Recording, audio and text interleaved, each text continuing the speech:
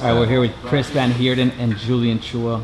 Obviously, guys, can I get your thoughts on the Mayweather versus McGregor fight? What did you guys think, and what did you guys see in there? I enjoyed the fight. Honestly, I enjoyed the fight.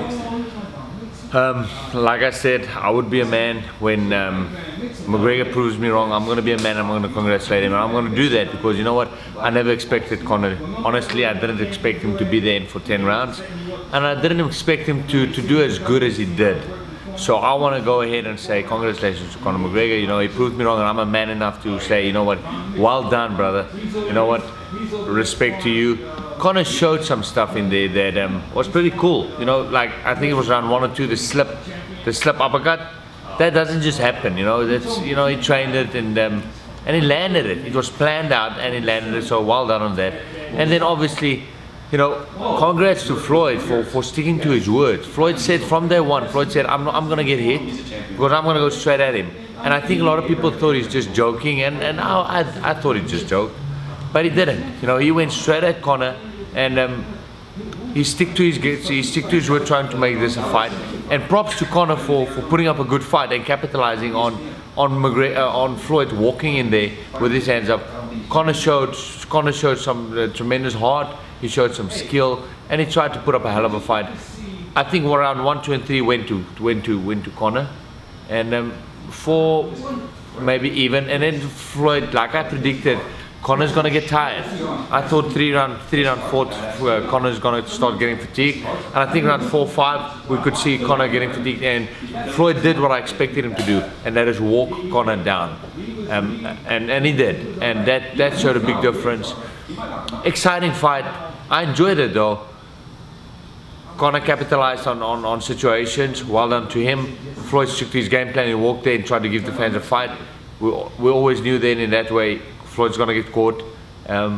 Good fight, man, and I think it was a good stoppage because that stoppage came in 1 minute into round number 10. 1 minute. There was 2 minutes left.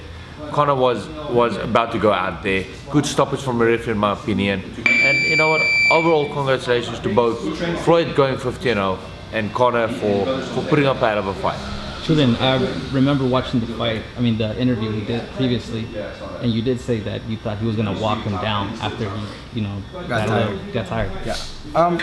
Well, you know, the number one thing about getting tired, I keep hearing people say, oh, his conditioning, boxing conditioning is different than MMA conditioning, this. Look, if you want to talk about conditioning, okay,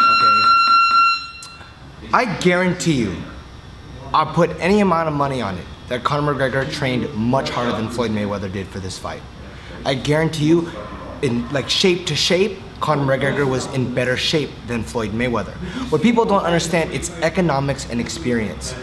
Conor does not know how to be economic in a boxing ring yet because he has no experience. Mayweather has been there. He is not even deserved to be in a 12-round fight yet.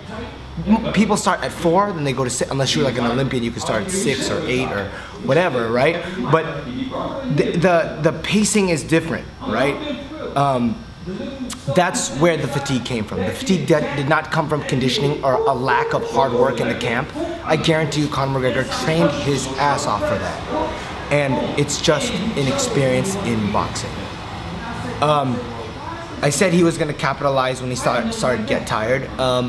I actually was a little bit more upset with, you know, after our interview, I said he wasn't going to lay a hand on Floyd, and I really don't believe he would. I think he would have landed a hand on him, but I don't think he would have landed as frequently if Floyd did not choose to go forward and play the bull. When you play the bull and you play the pressure guy, a lot of times, and the weight smaller guy as well, so he had to really get in there. Of course, and there's a lot of factors that play in there. There's the factor of I'm a smaller man taking your shots, walking you down. You're so used to having guys fall when you hit them.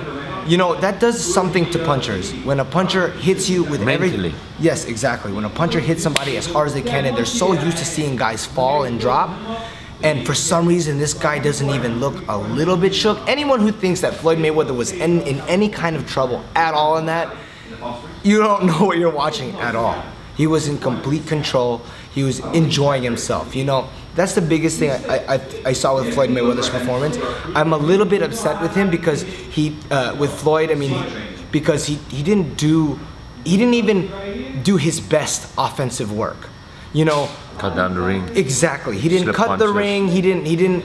You know, he could have put a little bit better defensive pressure where he wasn't getting hit as much. But you know, he was even headhunting. Like, you saw him stab to the body a couple times, but primarily he would miss a couple shots, and instead of going to the body like the old Floyd Mayweather, he was going for nothing but the head. And that also shows you a lack of respect. Not a lack of respect, but a lack of respect of the threat. He didn't feel any threat. He didn't feel, to say he didn't try to knock Conor McGregor out is a lie. He tried to knock him out, right? But he didn't use every weapon in his arsenal, especially his most important punches, counter punches. Well, most importantly, his brain. He didn't really use his brain. He just came forward and landed shots. I agree. It's like you said, because he wasn't in no threat. Yeah.